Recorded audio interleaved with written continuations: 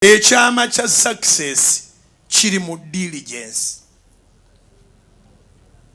The secret of success is in diligence.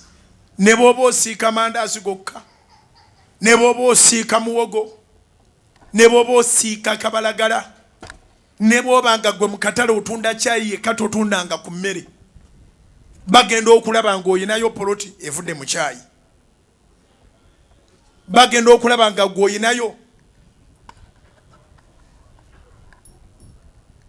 emizigo egivudde mu caayi, bagenda okulaba ng'oyinayo omwana alina diguli, nga diguli evudde mu caayi.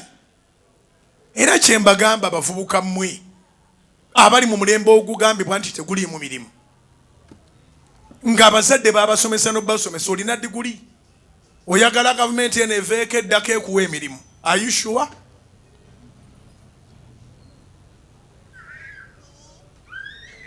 Ne mu Amerika bayina diguli nga tezirina mirimu.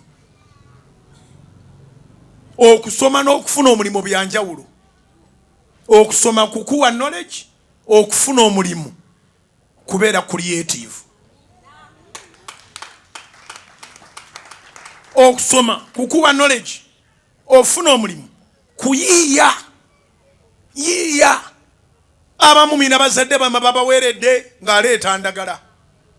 Atunda ndagala, atunda muwogo, atunda mayuuni, atunda nvandiirwa, n'akuggira mu diploma, n'otandika okutambula ng'ogamba teri mirimu mu ggwanga.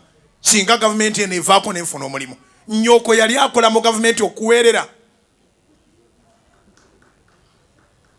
Ne bwe nnaaba nga njogera n'omuntu omu, omuntu omumalirivu nga yeesize Katonda, ng'amanyi ky'ayagala, tagenda kulemwa bulamu.